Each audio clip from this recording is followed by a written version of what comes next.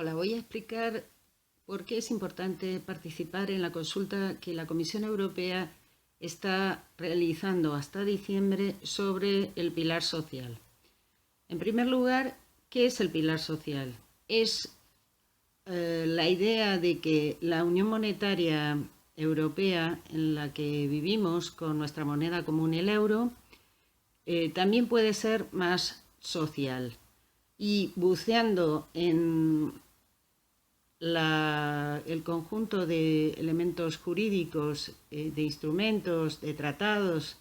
que existen en la Unión Europea, se trata de ver cuáles de aquellos elementos pueden convertirse en un pilar social que, en cierto modo, compense los efectos de la Unión Económica y haga progresar a Europa en el ámbito social. Y es que, a pesar de la recuperación económica y del crecimiento del empleo moderados, los indicadores de inclusión social no están mejorando de manera similar. Las realidades de los países europeos son muy disímiles y en todos hay una tasa de riesgo de pobreza y exclusión de personas en ese riesgo que está por encima del 14%, hasta valores del 41%, por ejemplo, en el caso de Bulgaria.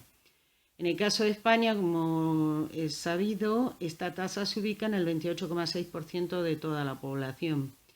y del 33,4% para la infancia.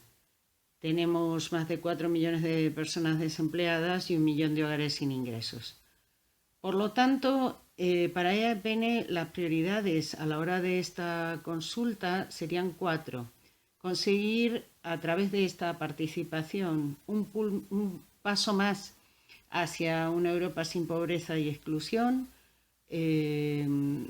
donde pretendemos reducir la tasa de personas en riesgo de pobreza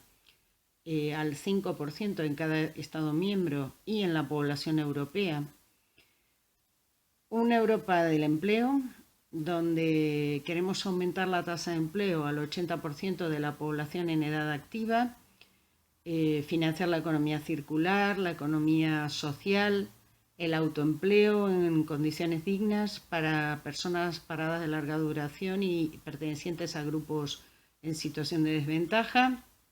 como las personas con discapacidad, las personas sin hogar, con baja cualificación,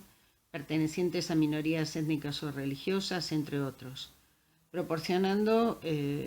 capacitación y recualificación de calidad, cerrando la brecha digital por edad, por género, rural y social. En tercer lugar, porque pretendemos una Europa con un nivel de vida decente, estableciendo un salario mínimo europeo garantizado para frenar la desigualdad, el dumping social y la movilidad forzada, es decir, el hecho de tener que irte a otro país porque no puedes conseguir un empleo o porque el salario en el tuyo propio es demasiado bajo y no permite vivir. De este modo también se favorece el mercado interior. Esto incluye un seguro de desempleo garantizado hasta un nuevo trabajo o jubilación, un sistema de rentas mínimas o ingresos mínimos garantizados que permita un nivel de vida decente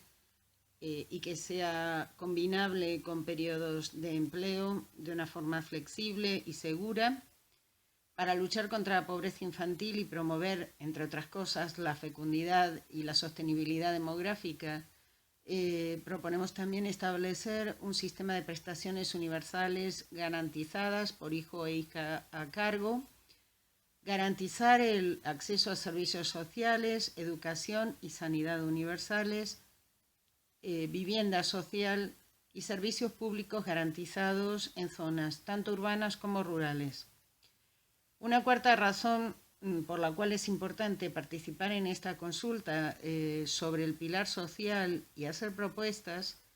es que es necesario tener una Unión Europea más equitativa. Una Unión Europea donde se elimine la desigualdad de género entre hombres y mujeres, en las pensiones, que llega hasta un 39%, en el trabajo, que es una media de un 19%, mediante políticas positivas que logren superar estos aspectos de desigualdad y también en el ámbito de lo étnico y de la discriminación, una ampliación de las directivas contra la discriminación que existen desde el año 2000, se aplican poco y mal en algunos países, sobre todo en España, y que se refiere exclusivamente al ámbito laboral. Creemos que deben arraigarse en la Carta de Derechos Fundamentales, al igual que una política de asilo común que tenga esos derechos fundamentales como guía. La Unión Europea publicó hace unos días el informe anual sobre crecimiento, en el cual se establecen las prioridades para 2017. Por primera vez parece que hay una menor insistencia en el ajuste o las políticas de austeridad en términos generales y un espacio más flexible o por lo menos un hueco para este espacio de lo social. Creemos que esta es una oportunidad en la remodelación del semestre de la gobernanza entre la Comisión Europea y los Estados miembros que no debemos dejar pasar. Es una manera de hacer oír nuestra voz, de que llegue a oídos de la Comisión los aspectos que los distintos Estados miembros estamos proponiendo y, sobre todo, que quede claro que es necesario una Europa cada vez más social para evitar, entre otras cosas, la desafección con el proyecto europeo. Muchas gracias.